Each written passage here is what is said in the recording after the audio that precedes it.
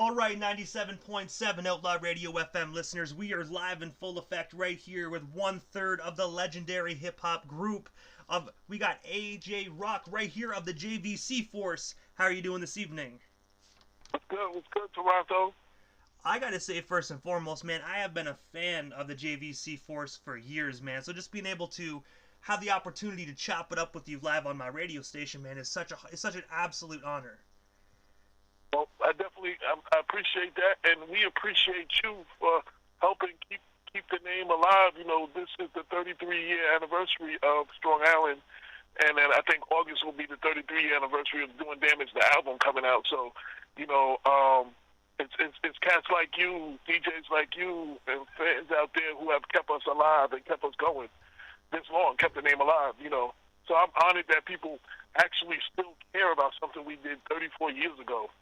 You know what I'm saying? When they don't want to hear from some of the artists what they did 6 months ago. So, and I gotta ask as well. This is more on the topic of almost 30 plus years, man. I gotta ask you, like, how does it feel to be a part of the JVC Force and just been 30 plus years it's been going on? I mean, when we first did this, we were in the neighborhood. You know, I'm from Mount Vernon, but my family had moved to Long Island, and I've known B-Luv since I was 7 and he was 5. Like, that's my brother. You know, we grew up around the corner from each other. Always been close outside of the music business. But it was like when we went in, we did it for our neighborhood. We did it, because that's what we love to do. I mean, there's no way you can tell me that 20, much less 30-something years, people would still be, hitting me up saying, yo, that's my joint. I love that joint. I still play it today. I met somebody online the other day that told me the song "Take It Away" they play every day on their way to work and on their way home from work every day in their car. I'm like, wow, so you have to feel honored that we were like an underground group. We weren't like a group that back then all the groups didn't get a lot of videos, so we wasn't getting like the video play, making videos. We had radio play on the college radio stations, wasn't like daytime play and rotation. But we have fans that have rode with us and ride or die for like decades. And you know what I'm saying? It's like you got to feel honored, like some of the rock groups that they got fans that still follow them 30-something years later and still rock their music like that. I feel honored.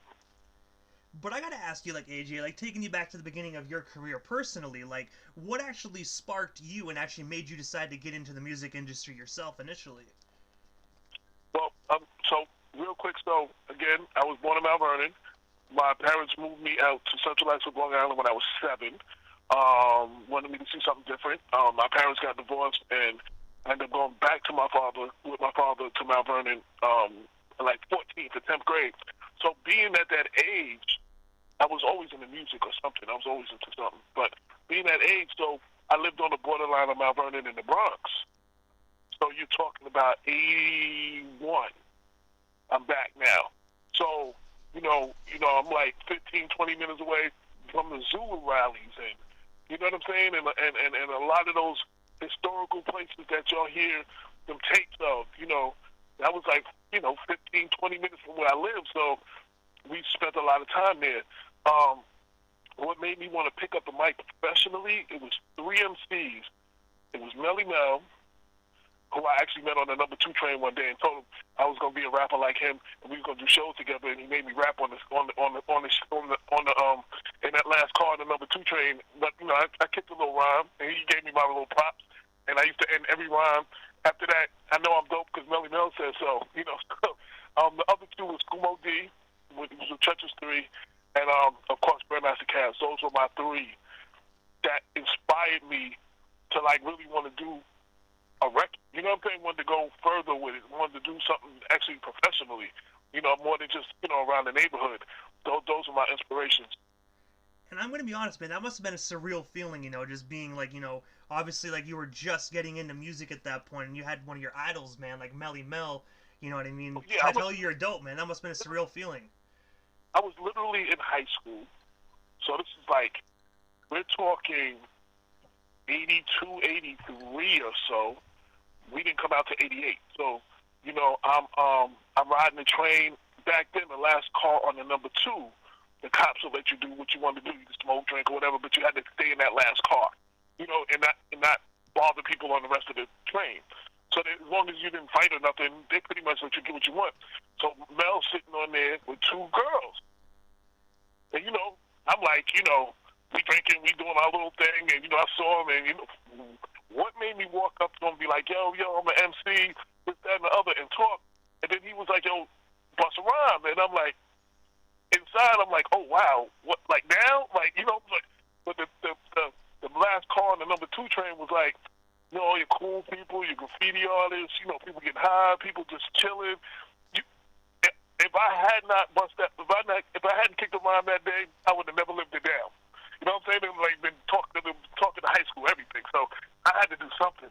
So yeah, it was like an out of body experience. You know what I'm saying? It was like, yo, it was incredible. And it must have took your breath away as well, just waiting for him to give you the answer as well, because like being young, you might have been like, damn, does he think I'm whack or does he think I'm good? You know what I mean? But you're Melly Mel approved, so right there, that's real hip hop shit. I don't know if he was just being nice, because I had the courage to kick a little something, and it wasn't whack, but it might not have been like the dopest thing, but he might have just been giving me my props, just yeah, you nice kid, just keep it moving. Even if that was the case, you couldn't tell me nothing for the next 3 months. Like I said, I ended every rhyme with, I know I'm dope because Melly Mel says so. Like that was the end of every rhyme for the next 3 to 6 months. And also, as we already know, you're 1/3 of the JVC force, but I want to know, like, and for the listeners that don't know as well, like, how did yourself, Kurt Cazell, and B-Luv actually get connected? Like, what's the story and the origin behind that phenomenal, legendary group? So it was more than just music. Like I said, my mom and pop moved out. My mother and father moved us out to Central Ice when I was 7, and B-Luv lived right around the corner, and he was 5, and I actually didn't know him right away. Actually, his little sister used to always ride her little bike or her tricycle around the corner to see my sister and be like, "Is Nicole home?" And then he'd have to come around the corner and come get her. So that's actually how we met. And we've been cool since, back and forth, on and off. I moved back to Mount Vernon. I came back out to Long Island, after high school. And they were starting to do their thing. B was starting to do his thing. I guess Kirk was starting to make a little bit of noise. I guess the 2 of them had teamed up a little bit.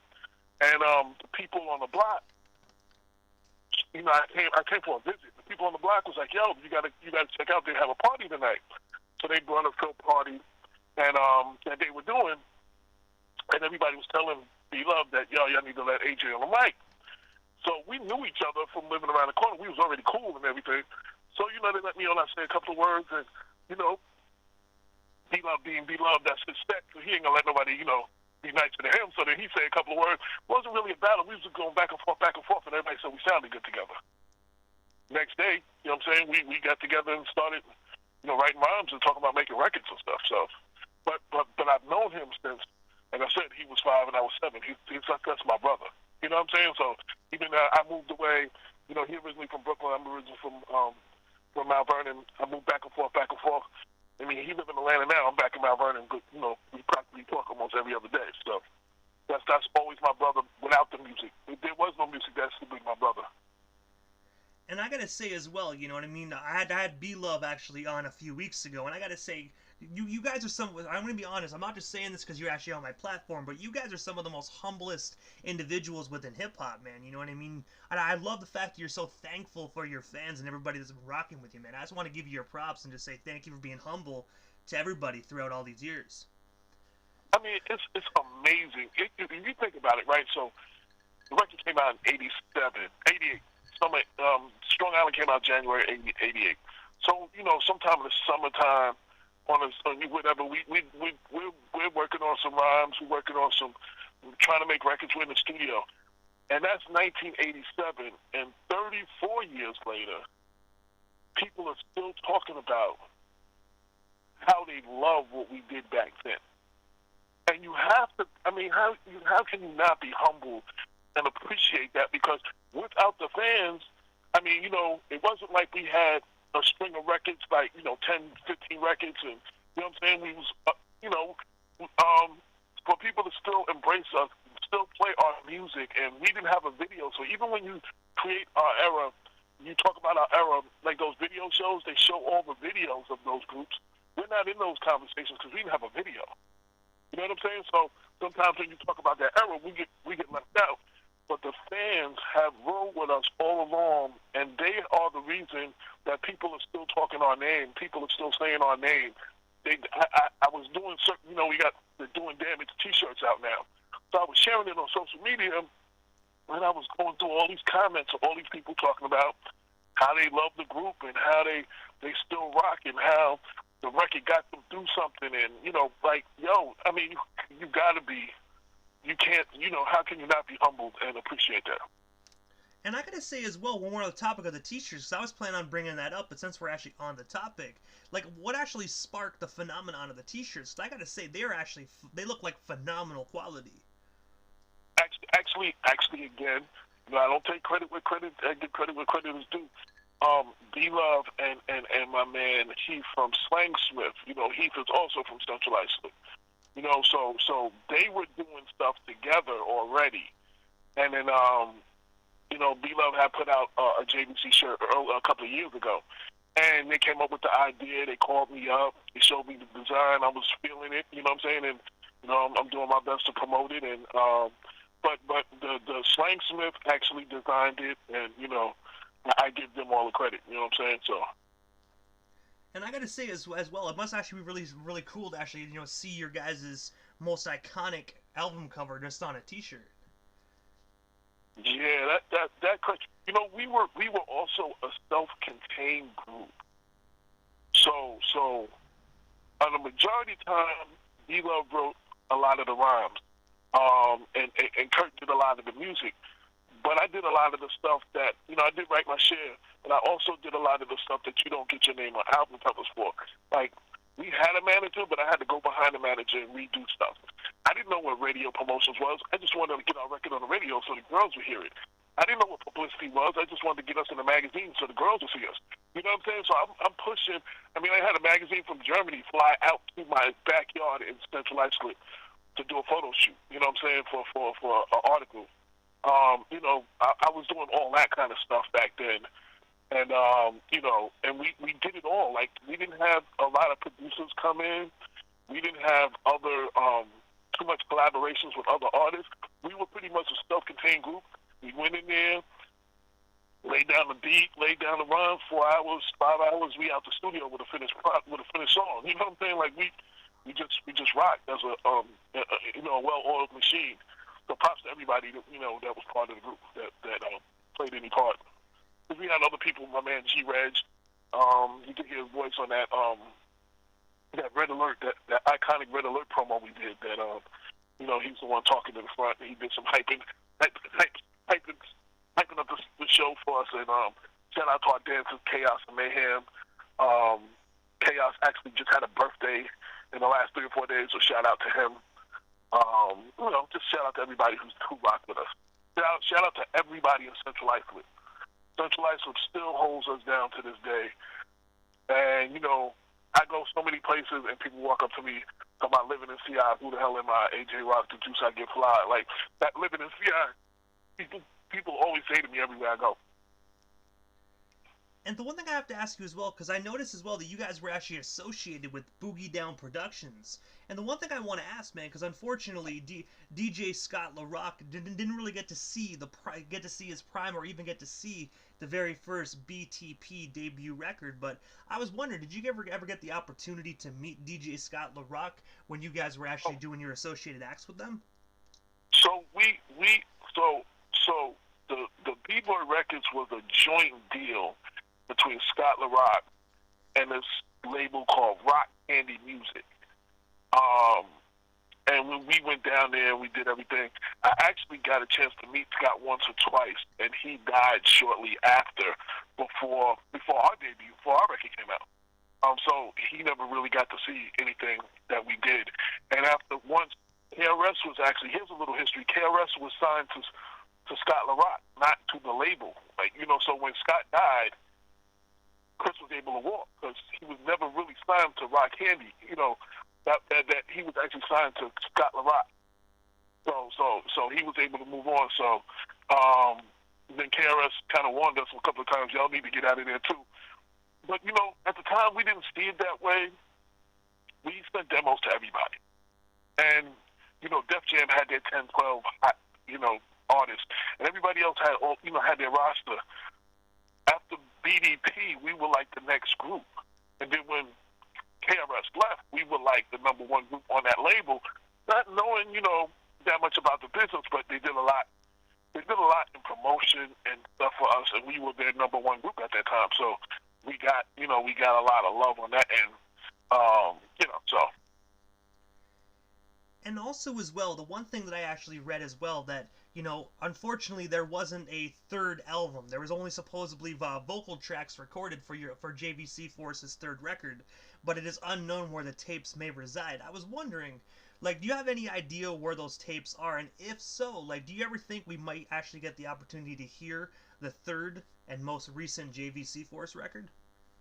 Well, the third album was on Big Beat, and it was actually, we signed to Big Beat. Stretch Armstrong was the A&R who we met early on. He was a fan, and he had us on the show with him and Barbito. That's when his name was DJ Skinny Bones, before he was Stretch Armstrong. And he ended up being an A&R at Big Beat, but Big Beat was doing a lot of dance music. The only other hip-hop real act they really had was the Double X Posse, I think it was. Can you do it? I'm not going to be able to do it. Can you do it? I'm not going to be able to do it. That was on there. And then we signed. They had like dance groups, like dance artists like Tara Kempton, and I forget who else they had. And that's where they were making their money. So the president of the label, Craig Kelman, I guess he made a joint deal with Atlantic, where Atlantic brought Big Beat, and he became a vice president at Atlantic. So we were actually part of the deal of Big Beat Atlantic, which you all know Big Beat for putting out the Junior Mafia and all those records now. We were actually part of that deal for Atlantic buying Big Beat. But so the third album, to go back to what your question was, the third album, I don't know if anybody's going to hear it in their entirety. Anything is possible. I know some unreleased limited edition vinyl was pressed up in overseas, maybe in France somewhere. Chopped Herring, I think it was. So there was a couple of unreleased tracks on there, and you know, so some of those are out, and I don't know if the album will ever be heard in its entirety. I do know, and I credit him for this, B-Luv would be considered the JVC Force historian. He has every tape, every picture. He got the old rhyme books. He got demo tapes and stuff that we came out with my graffiti handwriting. I used to be a graffiti artist. My graffiti handwriting on it. He has everything. So if it's all possible, and I guess somebody made him an offer or something, there maybe some of that might see the light of day, but I have no clue. I don't know if anybody will ever hear the album in its entirety. I know bits and pieces have been flown around though. And also, aside from music, you actually made a name for yourself as an accomplished journalist, where you were actually an editor at On the Go magazine. I gotta ask you, what actually made you decide to venture into journalism? And of course, how did you actually land that job at Go? So two things. So I was always a writer, whether it was poetry, rhymes, something. I was writing all my life. So the group kind of breaks up, kind of goes their separate ways, creative differences. You know, everybody's growing different ways and stuff. I had friends like Wendy Day from the Rap Coalition that I met, and she convinced someone that it would be a great idea to have a rapper do reviews of other rappers' albums. So, like, it was just kind of like a gimmicky thing at first, and then a couple of things happened. I think Calvin Butts tried to steamroll a bunch of CDs, Snoop CDs and stuff like that, and I started writing articles, like editorials, like calling people out like that, and people were like, "Yo, this dude can really write." So then I started doing all the fanzines, like Word Up, Black Beat. I used to do Every issue of Word Up, I had like 4 or 5 articles in it every month. Shout out to Kate Ferguson. And then again, it was Wendy Day's idea. On the Go was originally a graffiti magazine from Philly. Shout out to Steve Powers, Espo, Ari Foreman. I know I'm forgetting Max Glazier and Jimmy. Those I think are main 4.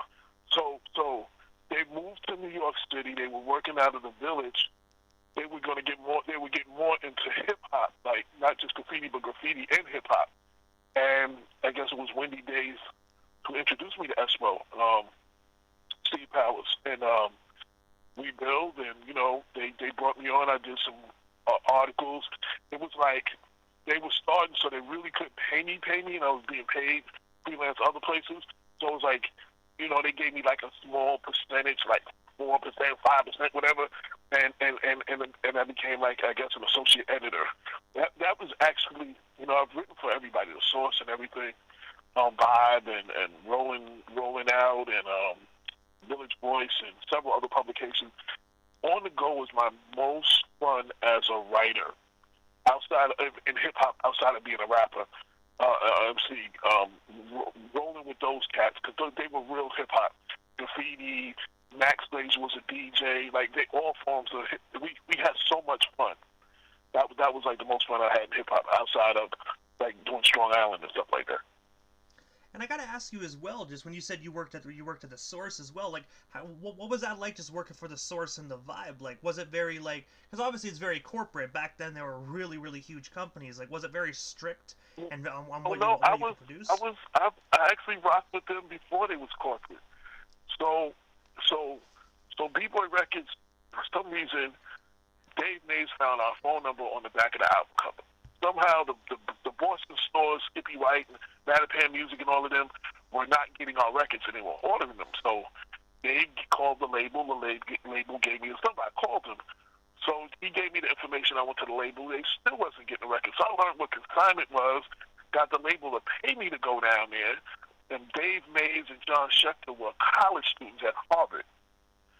And they were still on the Source with like a newsletter being printed out their printer in their dorm. You know what I'm saying? Like the first one is just like a one page front and back. The second one is more like a booklet form, and it might have been like 8 pages or whatever. We were rocking with them then, and that's when Benzino and them was the almighty RSO. And so we went out and hung out with them and rocked, and they were starting to want to send issues to all the rappers. So I would get people like Prince Paul and Flavor Flav and all them, yo, there's a new hip hop magazine, they want to send you copies.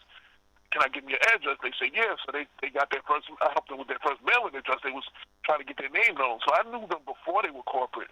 So when Dave decided he was going to come, he was making a move to Manhattan, he called me and everything. So, I was still doing other things and stuff. I go visit them a little bit and everything. I wasn't there, but I was still part of the picture. So, I got in, I did some of the unsigned hype stuff and, some of the smaller stuff. I didn't do a lot of big features and stuff. But, I've been rocking with them since the beginning. And also as well, you were actually a co-founder of Black Westchester magazine. I was wondering, can you tell us a bit more about that? And is Black Westchester still around today to be purchased virtually or, of course, at the newsstands? Well, Black Westchester, so this is my first non-music project ever. So it's an African-American, it started out online as an African-American news magazine. I was like, there's a lot of white news magazines, Time and Life and everything, but not a news magazine that caters to African Americans. You have Black Enterprise that deals with finance. So it was to educate my people on politics and civics and all kinds of stuff. Of course, I mix hip-hop and all that kind of stuff because that's going to be with me everywhere. So it ended up just being a website and a radio show, People Before Politics, I do every Sunday that I just got off of just now. And 3 years, our 3-year anniversary, we started, everybody asked us to do a newspaper. So we started the monthly newspaper August 2014, running on our 4-year anniversary on that. And it's a free publication for the community. Advertising pays for it, because information doesn't always trickle down to the communities, the less to do communities, the information, about jobs and about all these other things and what the, civics and, who the candidates are running in the elections and stuff. That information doesn't always get down to that part of the community. So we made it free so that, those the people that need the information would get it. And we have advertisers that pay for putting it out. So that's what I'm up to. It wasn't something I planned on doing. I came back to New York in 2014 because my mother had stage 4 cancer. I was staying in Atlanta, and I came back home to take care of her. And a partner of mine, David Jones, who me and him had a music company back in the days, Urban Soul Music, and we put out some art. We were doing some artists and stuff like that. He got more into the political scene and civics and dealing with police brutality and stuff. And I kind of became a pin to his movement, and we founded Black Westchester. I'm the editor-in-chief, and I run the day-to-day, all the content and everything out there. So we became the voice of the people somewhat. Like when people don't have nowhere else to go because they're fighting the establishment or corruption or corporate America or whatever, they're being racially profiled or something, we used to get that call. So, And when you actually said radio show a few moments ago, like, where can our listeners actually tune in? And, like, of course, like, when and where do you actually go live so our listeners can tune in and hear the legendary AJ Rock live on the radio station airwaves? So because of COVID, we haven't been in the studio for over a year. We're just doing it, streaming it live on the internet, but it's on my Facebook page, AJ Woodson on Facebook, and the show is called People Before Politics. It broadcasts on all our pages on Facebook, and it broadcasts live on YouTube, and it's a talk radio show. It's not really music. Just like I said, it's the first non-music project, but this has become bigger than life. Like, state senators and, we helped two Black African-American congressmen get in office this year. You know what I mean? Like, we're like the only show. We fill a void for African-Americans in the county of Westchester, which is Mount Vernon, Rochelle, Yonkers, for people in hip-hop. So we just, we deal with the Bronx and the city and everything too. And, you can hear it, the show's on every Sunday, 6 to 8 p.m. And like I said, you can see the live streaming video of it on our Facebook page. And also as well, you actually published your own book titled Spiritual Minded, the Daily Devotion for the Hip-Hop Generation. I was wondering if you could tell our listeners a bit more about your book. And of course, like, where can we actually buy ourselves a copy of that today? I don't know if it's in print form. I know it's still in audio form, audio or Kindle, Kindle form on Amazon. But the bottom line, to keep that a long story short, so I had my little phase where I went into like the Christian hip hop era. I was getting more about church and my spirituality and all that, and I felt like I was being used. God was using me to reach the streets, but through positive hip hop music. You know what I'm saying? So I did the same thing. I always wrote about the underground groups that nobody knew about, trying to educate the people about them. So it was like an online magazine and an online radio show. And then I wrote a book, which, those little books you get from in church, the little devotional books. I took those little daily devotions and combined them with hip hop lyrics.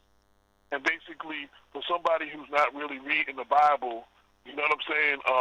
They could read this and understand some of what it was saying, but through hip hop, So it was Spiritual Minded, the Daily Devotion for the Hip Hop Generation. So it's supposed to be a series. Only one actually came out. I may revise that. I don't know. So many other things have happened since then. I have a couple other books I'm working on. They have to do with police corruption and police brutality and politics and stuff like that. So.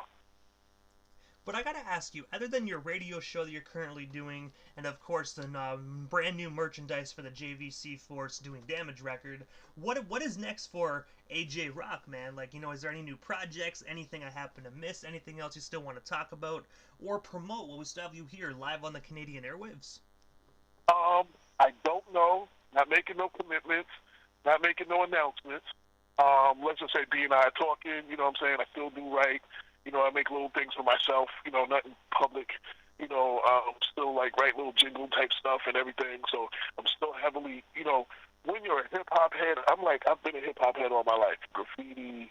I started out as a DJ. Most people don't know. I used to be a graffiti artist. I was kind of passable in breakdancing, so I didn't really rock with that too much. It's kind of whack. But everything else, I've done everything in hip hop. My name was like, I used to call myself the professional hip hop junkie as a writer because I used to hang out with all my favorite artists and, go backstage and get paid to write about them. Like, I was just like crazy. So hip hop is always in me. I'm still always going to do something. I don't know what you might see in the future. Don't count us out. I mean, as it's our 33-year anniversary, and there's a lot of talking going on, but as far as I'm concerned, it's just talk. So I'm not ready to talk about anything until anything's finalized, but yes, let's say me and B, we cooking up something, and if there's a possibility, you might see us out somewhere or hear something. So that's all I'll say. Hey, most definitely sounds like it's going to be, whatever it is going to be phenomenal. And I think us fans, we most definitely can sit back and most definitely wait for the news to come out. No doubt. I mean, if the fans call for it, I mean, if that's what they want, who knows? You know what I'm saying? So what I don't want to do, to be real, I love hip-hop too much to try to hold on or try to recapture my youth, to try to recapture what we had, to tarnish the legacy by putting something out that we're not feeling, you know what I'm saying? But, me and B, we still have that chemistry, so who knows? But, we do what we do for the fans. The fans have kept us alive this long, and who knows? So, but also, AJ, shout out to my brother from another mother, B-Luv. I think he's listening. Shout out to him. Yes. And again, shout out to Chaos and Mayhem. It was Chaos' birthday the other day. I wanted to shout him out, too. I'm going to be honest, AJ, I was actually just about to jump into that. So normally, right at the end of the interviews, right before I wrap things up, I always give a chance for the individual that does slide into the radio station airwaves, just a chance to give shout-outs to whomever they want to give shout-outs to, and most of all, your social media handles. That way our listeners can follow you and stay updated everything AJ Rock if they're not already doing so. Well, J.V.C. Force, so we have a Facebook page, and it's J.V.C. Force, and you'll find that there. My personal social media, B-Luv just hit me. He just texted me. He's listening. Shout out to B-Luv. My personal Twitter handle, of course, is AJ Rock, AJROK. I dropped a C83 for originality. AJROK on Twitter, JVC Force on Facebook. There may be a JVC Force Twitter. I haven't been in it in a long time, but you just follow AJROK on Twitter, and then you'll find out everything that's going on. Instagram, AJ Rock, AJROK, and you'll find B-Luv of JVC Force also on Instagram. So if you follow any of those things, like I said, and JVC Force on Facebook, we'll put everything out. We'll share everything. Definitely let the fans know. Right now, like I said, we have a brand new shirt with the Doing Damage logo on it. The Doing Damage album cover that a lot of fans have always said they wanted to see. We have the shirt out now. It's available for pre-orders through Slangsmith. If you hit me on any of the social media, I'll definitely send you the link. And it's definitely on the JVC Force Facebook page. You can find the link there, too.